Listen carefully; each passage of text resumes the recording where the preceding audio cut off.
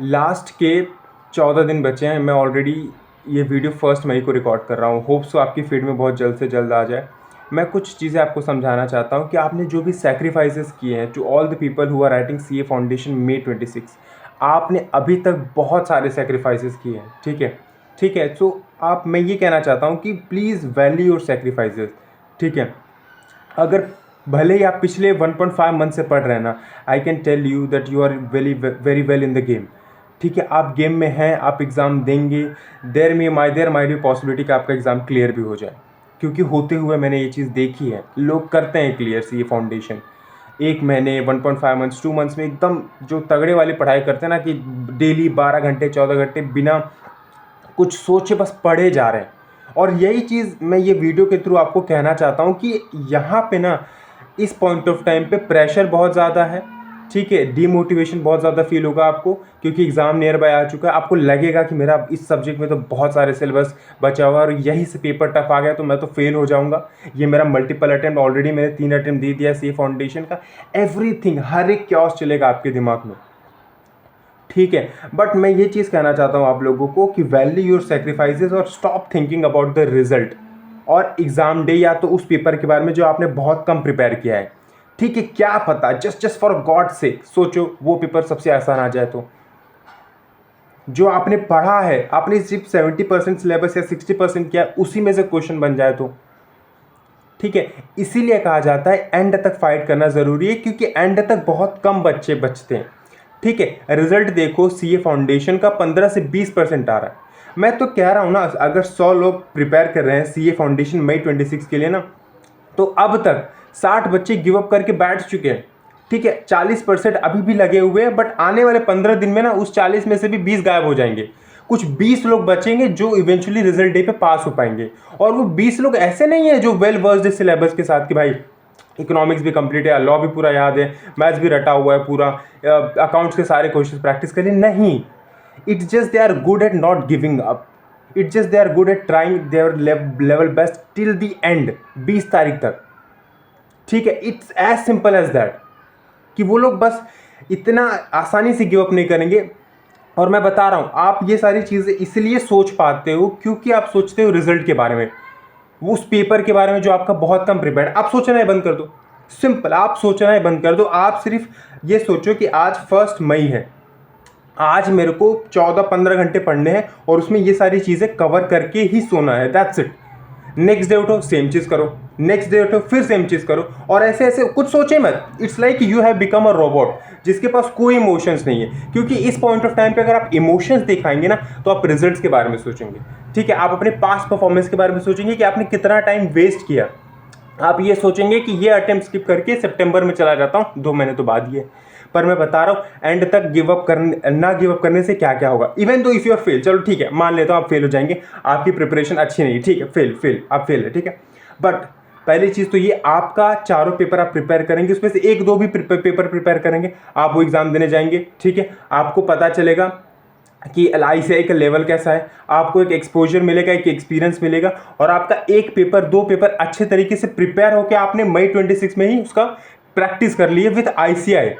ठीक है, आपको सितंबर के लिए वो 2 पेपर प्रिपेयर नहीं करना पड़ेगा थरली, क्योंकि आपका डर गायब हो चुका है, आपने मॉक टेस्ट पेपर भी अच्छे तरीके से दे लिए। बट यही चीज़ आप गिव अप कर देंगे तो आपको कुछ भी नहीं मिलेगा। आप गिव अप कर देंगे, आपको कुछ भी हाथ नहीं आने वाला। ICAI 1500 ले लेगा, आपने जो भी सेक्रीफाइसेस अभी तक की थी वो वर्थ इट नहीं होगा।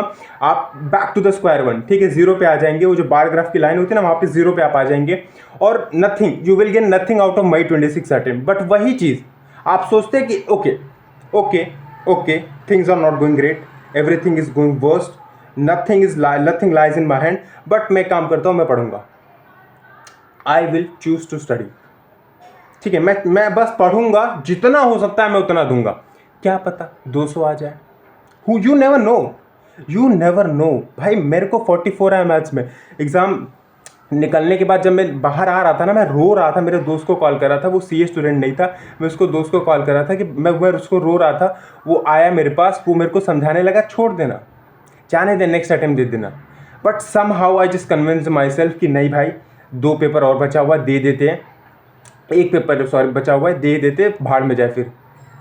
ठीक है, तो एंड तक लड़ना ज़रूरी, कुछ भी हो, आपके इमोशंस कैसे भी हो, आपका पेपर खराब जा रहा है जो आप लिखने वाले 15 दिन बाद, ठीक है, नो मैटर, मैं वही बोल रहा हूँ ना आपको कि AI बन जाओ, आपके पास कोई इमोशंस नहीं, पेपर अच्छा जाए ठीक है, खराब जाए ठीक है, कुछ भी हो जाए, मैं बस पढ़ूंगा आने वाले 20 दिन और I will give my self that kind of certificate कि एटलीस्ट मैंने ट्राई किया। और मैं बता रहा हूँ बहुत मज़ा आता है एंड तक लड़ने में, लाइक सीरियसली।